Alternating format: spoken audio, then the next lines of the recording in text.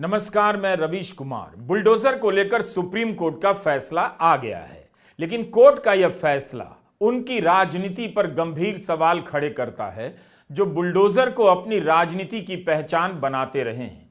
उस गोदी मीडिया की पत्रकारिता को भी अवैध साबित करता है जो बुलडोजर का महिमा मंडन कर रहा था। मीडिया का काम होता है सरकार के काम पर सवाल करना, देखना प्रक्रियाओं का पालन हो रहा है या नहीं, अवैध रूप से बुलडोजर चल रहा है क्या। लेकिन मीडिया ने सरकार के इस आपराधिक कारनामे को सही बताया और आपको भी उसमें एक तरह से शामिल किया। हम फैसले की ही बात कर रहे हैं। इस फैसले ने बुलडोजर के पीछे की सारी राजनीति को अवैध साबित कर दिया। उन अफसरों को भी एक तरह से अपराधी की कतार में खड़ा कर दिया है जो इस अवैध राजनीति के एजेंट बन गए थे। हम उनके बारे में भी बात करेंगे। लेकिन यह सब जो आप देख रहे हैं अलग अलग चैनलों के थंबनेल हैं, हेडलाइन है, बाबा का बुलडोजर अगले 100 दिनों के लिए तैयार। फिर निकला बाबा का बुलडोजर। इस बार चुन चुन कर बुलडोजर गरज रहा है। आ रहा है बाबा बुलडोजर, बुलडोजर से बचना नामुमकिन। फिर चला बाबा का बुलडोजर। बुलडोजर ने किया सारी पार्टियों का गेम ओवर। बाबा का बुलडोजर कैसे हुआ मशहूर? एक चैनल ने हेडलाइन बनाई, सारी समस्याओं का समाधान बुलडोजर।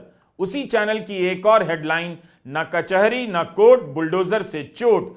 अंग्रेजी में भी इसी तरह की हेडलाइन लगाई गई।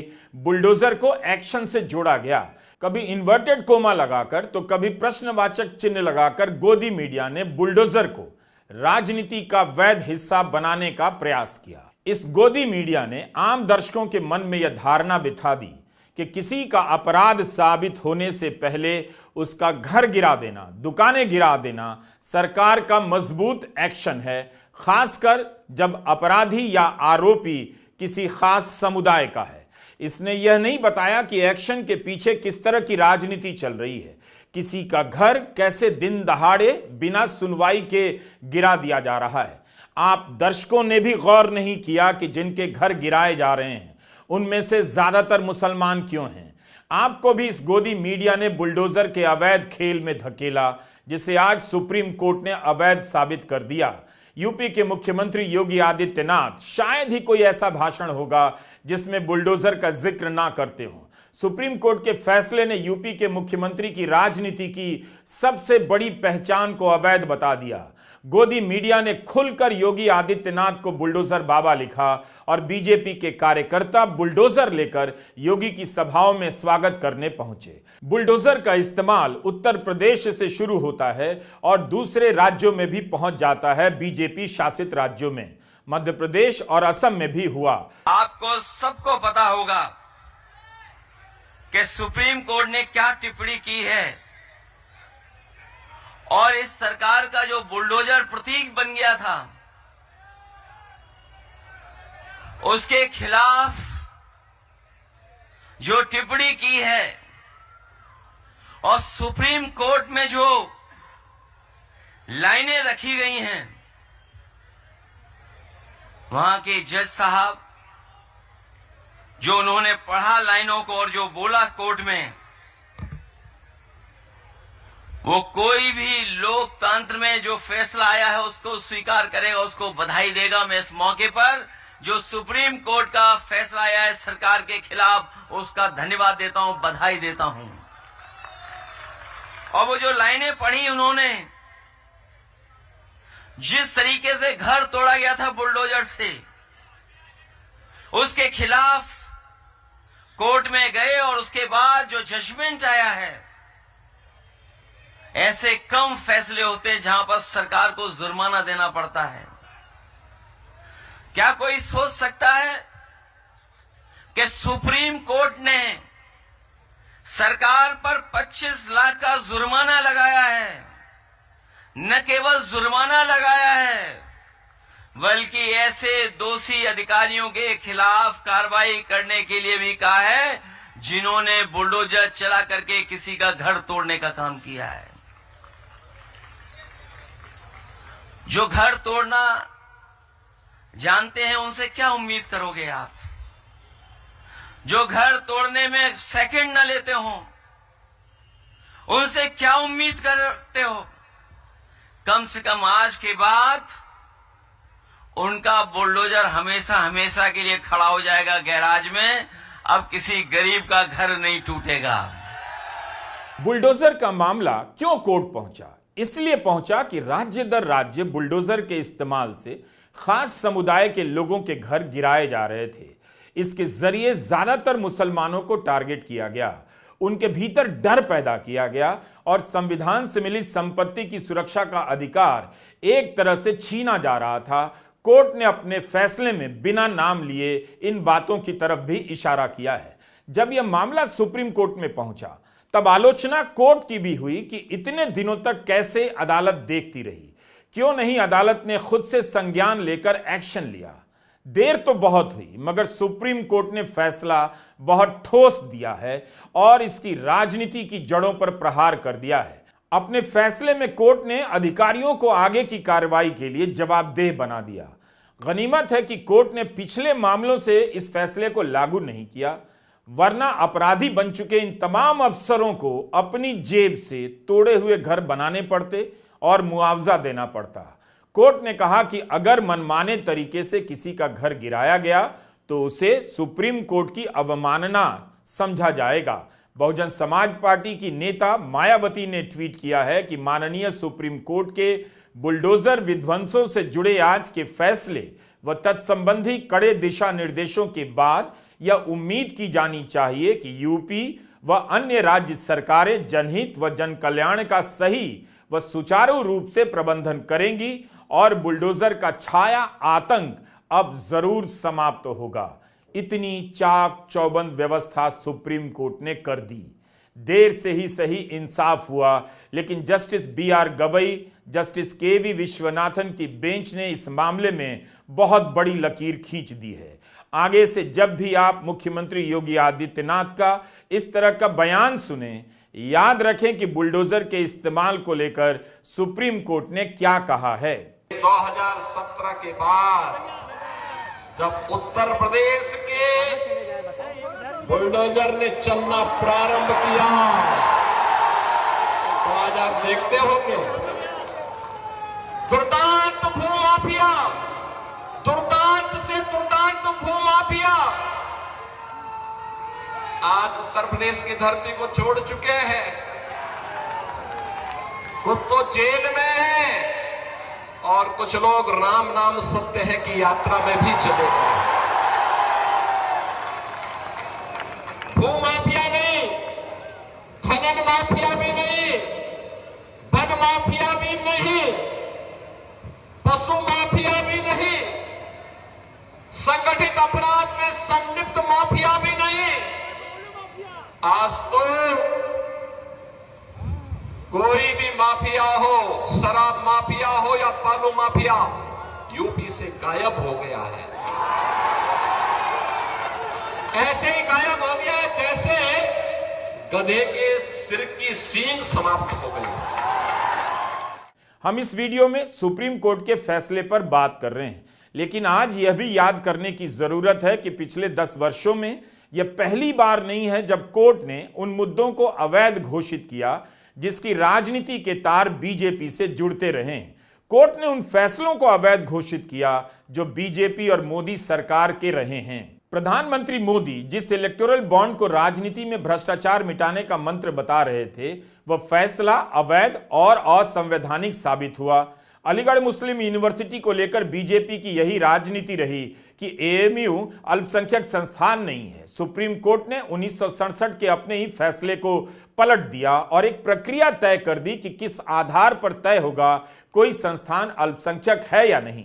बिल्किस बानो के साथ बलात्कार करने वालों को गृह मंत्रालय के आदेश पर समय से पहले जेल से निकाला गया। बाद में सुप्रीम कोर्ट ने पूरी प्रक्रिया को अवैध घोषित किया।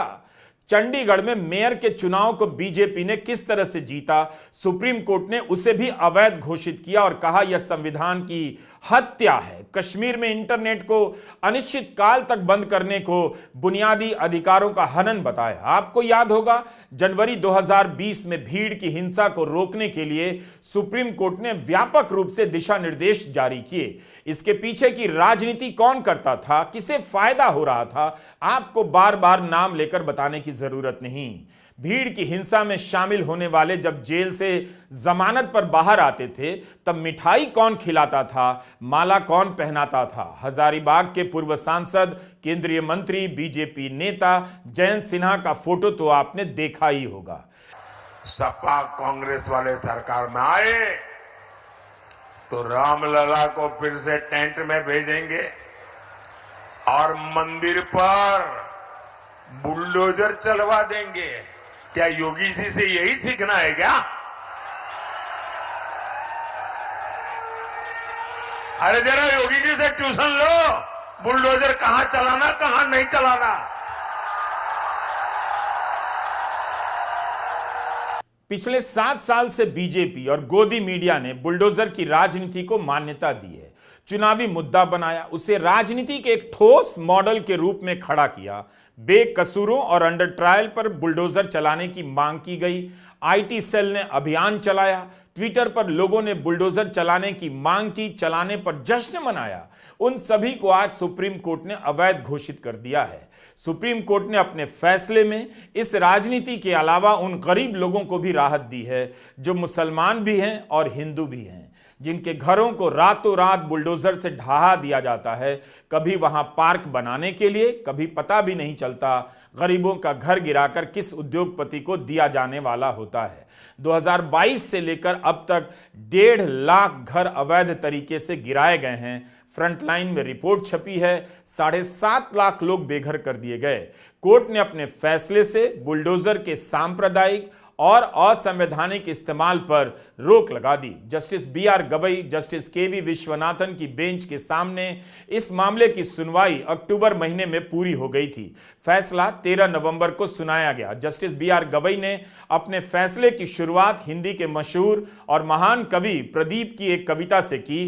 कवि प्रदीप लिखते हैं कि अपना घर हो, अपना आंगन हो, इस ख्वाब में हर कोई जीता है। इंसान के दिल की ये चाहत है कि एक घर का सपना कभी ना छूटे।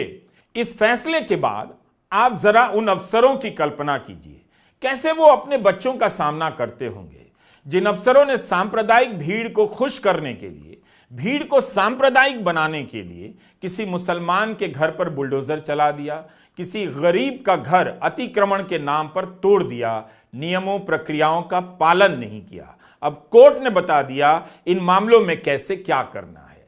Justice BR Gavai, justice KV Viswanathan की बेंच ने अपने फैसले में लिखा है, अगर कोई व्यक्ति सिर्फ आरोपी है, ऐसे में उसकी प्रॉपर्टी को गिरा देना पूरी तरह असंवैधानिक है। अधिकारी यह तय नहीं कर सकते कि कौन दोषी है, वे खुद जज नहीं बन सकते कि कोई दोषी है या नहीं। यह सीमाओं को पार करना हुआ। कोर्ट ने कहा, अगर कोई अधिकारी किसी व्यक्ति का घर गलत तरीके से इसलिए गिराता है कि वो आरोपी है तो यह गलत है। जो अधिकारी कानून अपने हाथ में लेता है उसके खिलाफ एक्शन लिया जाना चाहिए। मनमाना और एक तरफा एक्शन अधिकारी नहीं ले सकते हैं। अगर अफसर ऐसा करता है तो उसके खिलाफ कार्रवाई के लिए एक सिस्टम हो। अधिकारी को बख्शा नहीं जा सकता है। क्या अधिकारी ऐसे आदमी की छत ले सकते हैं जो किसी अपराध में आरोपी हो या फिर दोषी हो? क्या उसका घर बिना तय प्रक्रिया के पालन किए गिराया जा सकता है?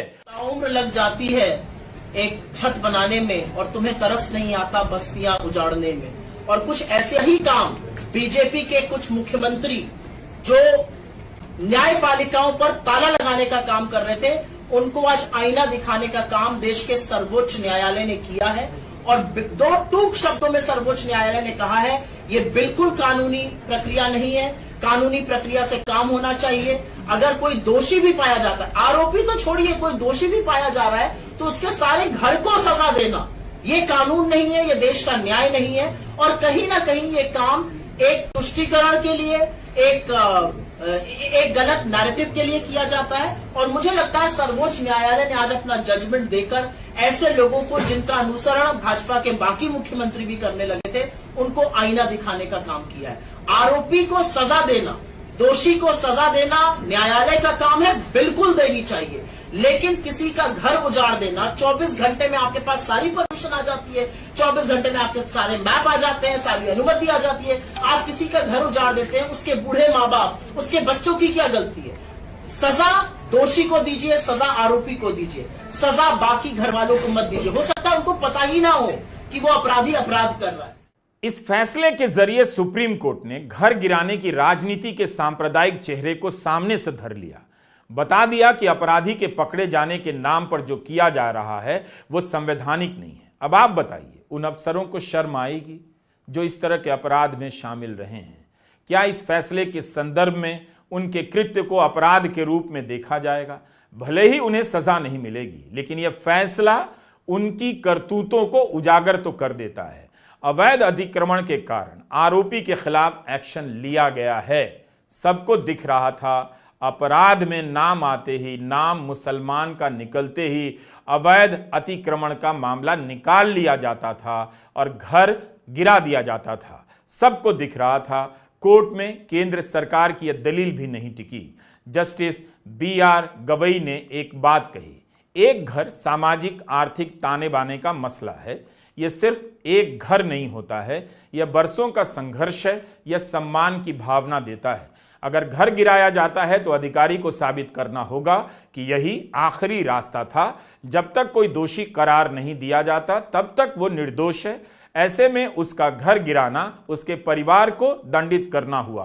फैसले में जस्टिस BR गवई की बातें साफ साफ कह रही हैं, बुलडोजर से घर गिराने की राजनीति किसे निशाना बना रही है। उन्होंने समुदाय का नाम नहीं लिया, लेकिन जिस तरह से कहा उससे उस समुदाय को राहत जरूर मिलेगी कि उनके साथ अन्याय तो हुआ, लेकिन इसी देश की अदालत ने उसे गलत भी कहा। जस्टिस गवई ने यह भी कहा कि शरण का अधिकार संविधान के अनुच्छेद 19 और 21 के तहत मौलिक अधिकारों की श्रेणी में आता है। किसी निर्दोष को शरण के अधिकार वंचित करना पूरी तरह से असंवैधानिक है। अगर अचानक एक इमारत को ढहा दिया जाता है और पास की इमारतें खड़ी रहती हैं तो ऐसी कार्रवाई पर मालाफाइड साफ साफ लिखा होता है, यानी यह साफ रूप से बदले की और गलत इरादे से की गई कार्रवाई है। जस्टिस गवई ने यह भी कहा कि ऐसी कार्रवाई से यह निष्कर्ष निकाला जा सकता है कि इसका उद्देश्य किसी अवैध निर्माण को गिराना नहीं है, बल्कि पीड़ित व्यक्ति की कोर्ट में ट्रायल हो उससे पहले ही सजा देने का है। हम सभी देख रहे थे ट्रायल से पहले सजा किसे दी जा रही थी, किस समुदाय के लोगों को दी जा रही थी। आज उस राजनीति का अपराध आपके सामने है। महंगाई की चर्चा नहीं होती, आपके बच्चों को कस्बों में घटिया कॉलेज मिल रहे हैं, उसकी बात नहीं होती, लेकिन किसी अपराध में मुसलमान का नाम आ जाए, फिर देखिए गोदी मीडिया का कवरेज, IT सेल का तूफान देखा ही होगा आपने।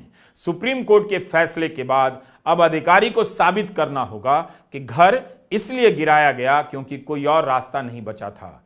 आजादी के बाद अगर सुप्रीम कोर्ट को इतनी बुनियादी बात परिभाषित करनी पड़ जाए कि घर सबका सपना है, बरसों का संघर्ष है, तो घर गिराने वाली राज्य व्यवस्था और राजनीति को शर्म आनी चाहिए।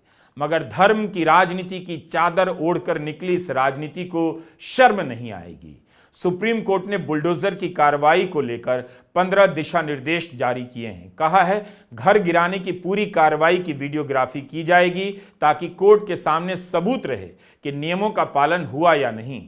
इसके अलावा कोर्ट ने कहा कि अगर कोई अफसर गाइडलाइन का उल्लंघन करता है तो अपने खर्चे पर दोबारा प्रॉपर्टी का निर्माण कराएगा, मुआवजा भी देगा। अगर प्रशासन घर गिराने का फैसला लेता है तो 15 दिन का समय दिया जाएगा। 15 दिन का नोटिस लोगों को अदालत से न्याय मांगने का मौका देगा। अभी कई मामलों में आपने देखा होगा 3 दिन का भी वक्त नहीं दिया जाता। बहराइच में हुई हिंसा के बाद महाराजगंज गांव में PWD ने 23 घरों को नोटिस दिया, 3 दिन में घर खाली कर दें, उसके बाद घर गिरा दिया जाएगा। 23 में से 20 घर मुसलमानों के थे। जब बात सुप्रीम कोर्ट में पहुंची तब कोर्ट ने कार्रवाई पर 1 दिन की रोक लगाई। यूपी सरकार ने आश्वासन दिया हम कार्रवाई नहीं करेंगे। इलाहाबाद हाई कोर्ट में इस मामले को लेकर सुनवाई चल रही है। 18 नवंबर को भी सुनवाई की तारीख है। इतने बड़े फैसले के पीछे किनका हाथ था उन्हें याद रखना चाहिए। उत्तर प्रदेश, मध्य प्रदेश और राजस्थान में लगातार बुलडोजर एक्शन के बाद जमीयत उलेमाए हिंद ने सुप्रीम कोर्ट में याचिका लगाई।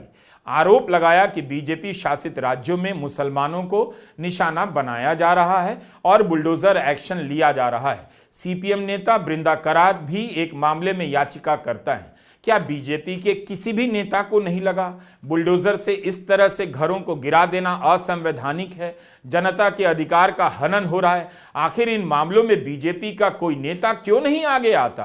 क्या इससे आपको बात समझ में नहीं आती कि नागरिक अधिकारों के लिए कौन खड़ा हो रहा है और नागरिक अधिकारों का दमन कौन कर रहा है? क्या बृंदा करात की तरह स्मृति ईरानी से लेकर निर्मला सीतारमण और तमाम बीजेपी की महिला नेताओं को इस तरह की राजनीति में कभी कुछ गलत लगा ही नहीं? उन वकीलों का भी नाम लिया जाना चाहिए जो इस मामले की सुनवाई से किसी न किसी रूप में जुड़े रहे, पीड़ित पक्ष की तरफ से या फिर अदालत को सुझाव देने के रूप में। अदालत ने भी इन वकीलों का शुक्रिया अदा किया है। अभिषेक मनु सिंघवी, चंद्रोदय सिंह, प्रशांत भूषण, नित्या रामकृष्णन, संजय हेगड़े, दुष्यंत दवे, एमआर शमशाद, निजाम पाशा, अनस तनवीर, फौजिया शकील, रश्मि सिंह, नचिकेता जोशी, इकबाल सैयद, उज्जवल सिंह, शिवांश सक्सेना, तस्मिया तालेहा, एम हुजैफा, इनमें से कई वकीलों ने कोर्ट में मुकदमे की पैरवी की तो कईयों ने अदालत की मदद भी। एपीसीआर नाम की संस्था भी इस मामले में याचिका करता थी। सुप्रीम कोर्ट के इस आदेश को पढ़कर यही समझ में आता है कि बीजेपी शासित राज्य सरकारें संविधान की बुनियादी बातों का पालन नहीं कर रही थी। जस्टिस गवई ने कहा कि कार्यपालिका किसी व्यक्ति को दोषी नहीं ठहरा सकती, केवल किसी आरोप के आधार पर अगर कार्यपालिका आरोपी की संपत्ति तबाह करती है तो यह कानून के शासन पर प्रहार होगा। कार्यपालिका एक न्यायाधीश बनकर आरोपियों की संपत्ति को ध्वस्त नहीं कर सकती। इलेक्टोरल बॉन्ड मोदी सरकार लेकर आई, सुप्रीम कोर्ट ने असंवैधानिक साबित कर दिया। बुलडोजर की राजनीति को मुख्यमंत्री योगी आदित्यनाथ ने अपनी राजनीति की पहचान बना ली। बीजेपी के दूसरे मुख्यमंत्रियों ने उस चादर को ओढ़ लिया, सुप्रीम कोर्ट ने अवैध साबित कर दिया। इसके बाद भी बीजेपी जरूर कह सकती है वह संविधान नहीं बदल रही है, संविधान का पालन कर रही है। ऐसा कहने से उसे कोई नहीं रोक सकता। लेकिन क्या सुप्रीम कोर्ट के फैसले के बाद बुलडोजर का इस्तेमाल रुक जाएगा? इसकी जगह अब दमन का कौन सा नया तरीका, नया वाहन खोजा जाएगा? याद रखिएगा, ध्यान रखिएगा। नमस्कार, मैं रवीश कुमार।